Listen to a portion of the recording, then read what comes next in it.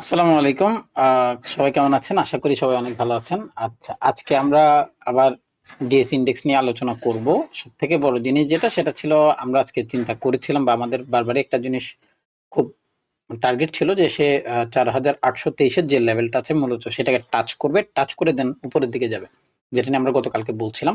আর আমাদের ১৫ মিনিটের যে লেভেলটা ছিল মূলত সেটাকে সে ব্রেক করতে পারেনি। যদি কোনোভাবে এই প্রাইসটাকে সে ব্রেক করে ফেলতো যখন সে উঠছিল, তাহলে আমাদের মোটামুটি একটা অ্যাজাম্পশন ক্রিয়েট হয়ে যেত না সে বের হয়ে যেতে পারবে। যেহেতু সে জিরো থেকে করতে পারে নাই, তো সে আর উপরের দিকে যেতে পারে না, তবে জিরো জিরো লেভেল থেকেই আসলে মার্কেটটা আবার ব্যাক করে নিচের দিকে চলে আসছে।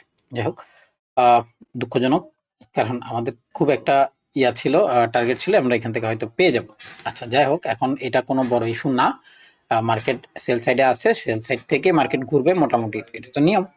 তো আমাদের এখন যেটা করতে হবে সেটা হচ্ছে আমাদের এই যে এরিয়া, এই এরিয়াগুলোকে ব্রেক করাটা ইম্পর্টেন্ট। হ্যাঁ, যতক্ষণ ব্রেক করতে না ততক্ষণ মার্কেট কি হবে না, বাই হবে না। কিন্তু একটা পজিটিভ দিক আছে, সেটা হচ্ছে এই দেখেন এইখানে যে ধরনের মুভমেন্ট ছিল ওটা থেকে কিন্তু আজকের মুভমেন্ট বেশি। গতকালকে ছিল, আজকে সকালে ছিল, দেন আবার আসছে। তার মানে কি, আস্তে আস্তে বায়ার ইনক্রিজ হচ্ছে। হ্যাঁ, বায়ারের যে ইন্টেনশন সেটা ইনক্রিজ হচ্ছে, এটা একদিকে ভালো। আচ্ছা, এখন আমাদের এটা পার্ট শেষ। আমরা প্রথমে উইকলিতে যাব। উইকলি আমাদেরকে কি বলতেছে, এটার উপরে বেসিস পয়েন্ট ক্রিয়েট করে দেন আমরা একটা চেষ্টা করব আসলে পরবর্তী উইক আমাদের কি হওয়া উচিত বা আমাদের কি থিঙ্কিং রাখা উচিত সেটা নিয়ে আমরা আলাপ আলোচনা করব।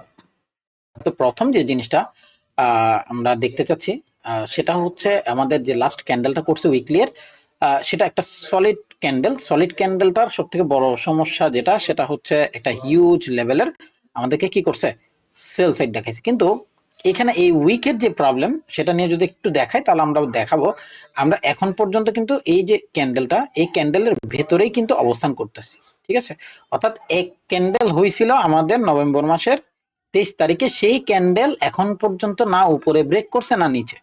তো যেহেতু সে উপরে ব্রেক করে নাই, কারণ তার এখান থেকে সে রেজিস্ট করছে, এরপরে প্রাইস যদি এটাকে ব্রেক করে সেক্ষেত্রে আমাদের একটা পার্টিসিপেশন ক্রিয়েট হবে যে এই যেটুকু সে ড্রপ করবে, এখানে যেটুকু সে ড্রপ করবে, এই ড্রপটার পরে আমরা একটা ডিসিশনাল বায়াসে যাব যে প্রাইস ড্রপ করতেছে। আচ্ছা, কেন এটা নিয়ে একটু আলাপ আলোচনা যদি করি, তাহলে একটু ছোট করব জিনিসটা। আমাদের যে লাস্ট লোটা ছিল সেখান থেকে প্রাইস কি করছে, স্পাইক করার ট্রাই করছে। প্রাইস এখন পর্যন্ত আমাদের এই যে রেজিস্ট্যান্স লেভেল ছিল সেখান থেকে সে ড্রপ করতেছে, কিন্তু লাস্ট লোকে সে এখনো ব্রেক করেনি। তো যতক্ষণ পর্যন্ত লাস্ট লোকে সে ব্রেক করতেছে না, ততক্ষণ পর্যন্ত এই মার্কেটটা এই মুহূর্ত পর্যন্ত বাই আছে। খুব খেয়াল করেন। তো আমাদের রানিং চলে কত, 4,831। আমাদের নিচে আছে কত, 4,600। তার মানে এখনো 200 পয়েন্ট আমাদের হাতে আছে বাইয়ের থিঙ্কিং করার জন্য। কোথায়, সেটা যদি আমরা একেবারে মিনিমাম মেজারমেন্টও করি, তাও আমাদের কাছে এইটুক প্রাইস পয়েন্ট হাতে আছে। তো আমাদের এখন পর্যন্ত যদি প্রাইস আসে 4,700, আর এখন পর্যন্ত 150 আমাদের ইনহ্যান্ড ক্যাশ আছে, যে এইটুকু সে ড্রপ করার পরও মার্কেট বাইয়ের। যতক্ষণ পর্যন্ত সে অন্তত এই 4,700 লেভেলকে ব্রেক করতে না, ততক্ষণ পর্যন্ত আমি এটাকে 100% সেল বলতে পারতেছি না। তা আমাদেরকে বাইং সেলিং এর থিঙ্কিং এর দিকে গিয়েই আগাইতে হবে। এরপর আসবো আমরা ডেলি এর দিকে। ডেলি আমাদেরকে কি বলতেছে সেটা নিয়ে একটু আলাপ আলোচনা করবো। তারপর আমরা আমাদের মূল যে জিনিস সেটা নিয়ে আলাপ আলোচনার দিকে যাব। আসেন, প্রথম প্রাইস কি করলো সেটার দিকে যদি তাকাই, প্রাইস কি করছে দেখেন, প্রাইস এখান থেকে উপরের দিকে গেছে, দেন লো করছে, দেন হাই করছে, হাই করে এখানে 4 দিন স্টে করে প্রাইস ড্রপ করার খুব চেষ্টা করছে, পারেনি। সাপোর্ট করলো, সাপোর্ট করে উপরে যাওয়ার চেষ্টা করছে, প্রিভিয়াস হাইকে ব্রেক করেনি, প্রাইস লোকে ব্রেক করছে। আচ্ছা, একটা জিনিসকে আমরা কখনো খেয়াল করছি, প্রাইস যতবার ব্রেক করে উঠে, প্রাইস এখানে ব্রেক করছে প্রাইস উঠবে, এটা তো নিয়ম। এটা নিয়মের কথা আমরা বারবারই বলতেছি, যে প্রাইস যখন কোন একটা এরিয়াকে ব্রেক করে, সে ব্রেক করার পরে ট্রাই করে উঠবার জন্য। প্রাইস যখনই সলিড রান করবে, এই দেখেন এখান থেকে সে ব্রেক করছে, ওঠার চেষ্টা করছে, এই জায়গায় এসে রেজিস্ট করছে, প্রাইস এখানে আসছে, এখানে এসে ব্রেক করছে এই জায়গায়, তারপরে কি করলো, এখন আবার নতুন করে ওঠার চেষ্টা করবে। তো এই যে ব্যাপারগুলো, এটা একটা মার্কেটের সাইকেল, এই সাইকেলটা মার্কেট মেনটেন করে। তা আমরা এখন কি ডিসিশন নেব, আমাদের এখন ডিসিশনাল একটা বায়াস আছে। যদি প্রাইস এই যে লাস্ট আমাদের যে এরিয়াটা আছে, লাস্ট ক্যান্ডেলের যে এরিয়া, আমি নেক্সট দিনের কথা বলছি। তো আমাদের নেক্সট দিন যদি প্রাইস এই এরিয়াটার, আমি বলছি না এই ক্যান্ডেলেই করবে এরকম কোনো কিছু, কিন্তু এর পরের ক্যান্ডেলও যদি আমাদের রেড হয়, কোনো বড় ব্যাপার না, হতেই পারে। যতক্ষণ পর্যন্ত পরের দিনের অর্থাৎ রেড ক্যান্ডেলের এই হাইকে ব্রেক করতে পারতেছে না, এটা ধরেন নেক্সট উইকের নেক্সট ক্যান্ডেল আমাদের পরবর্তী যে ক্যান্ডেল সেটা রেড হলো, কোনো প্রবলেম নেই। তারপরের দিন যদি এই ক্যান্ডেলের হাইকে ব্রেক করতে পারে 4,867, আমরা তো প্রতিদিনই ভিডিও দেবো আলটিমেটলি।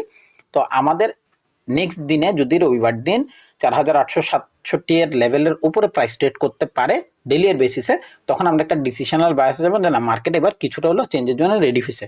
ততক্ষণ পর্যন্ত আমাদের বাইং এর কোনো অপশন নেই।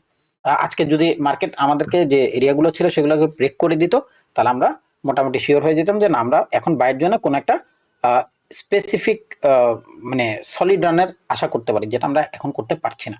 চলেন এবার হচ্ছে আমাদের 15 মিনিটের এরিয়া। 15 মিনিটের দিকে যদি তাকাই, আমরা গতকালকে মানে লাস্ট দিন যখন ভিডিও বানাচ্ছিলাম তখন একটা কথা বলছি, আমাদের মেজর রেসিস্টেন্স এটা। হ্যাঁ, মেজর রেসিস্টেন্স কিভাবে হলো সেটা নিয়ে একটু আলোচনা যদি করি, তাহলে চলেন আমরা প্রথমে এটাকে আমি লাইন চার্টে নিয়ে যাই।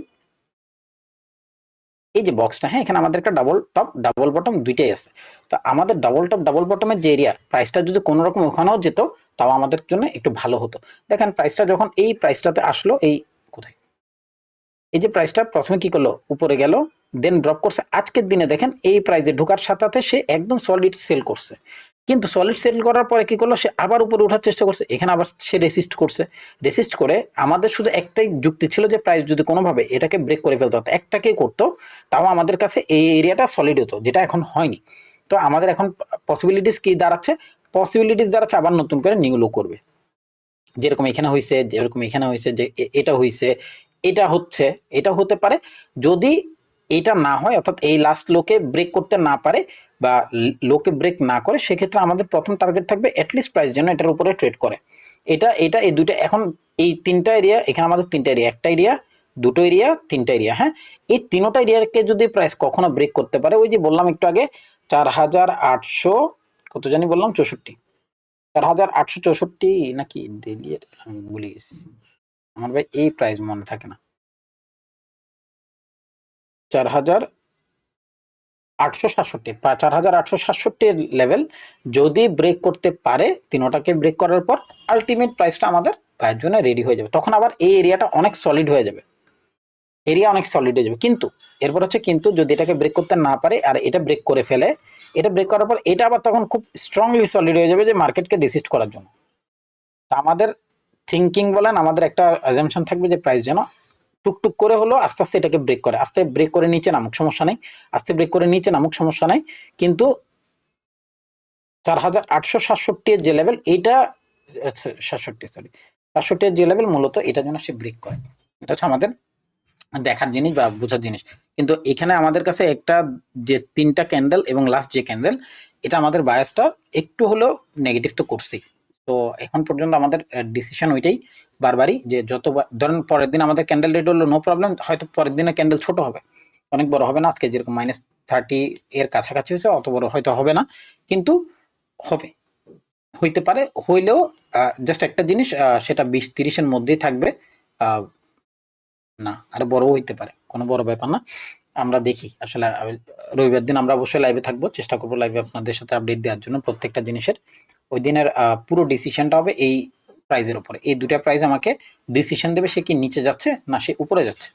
এই দুইটা প্রাইজে আমার কাছে তখন সবচেয়ে বেশি ইম্পর্টেন্টলি মার্কেটে কাজ করবে। এদিকে ভাঙলেও সে নিচের জন্য রেডি হয়ে যাবে, এদিকে ভাঙলে সে উপরে যাওয়ার জন্য রেডি হয়ে যাবে। তো দিস ইজ ম্যাটার, আগামী দিন আমরা কি করতেছি বা রবিবার দিন আমরা কি পাচ্ছি সেটার উপরে পরিপূর্ণ মার্কেটটা ডিপ্লয় করবে। ধন্যবাদ, সবাই খুব ভালো থাকবেন। আল্লাহ আপনাদের সবাইকে অনেক সুস্থ রাখুক, ভালো রাখুক, দোয়া করুন। আসসালামু আলাইকুম।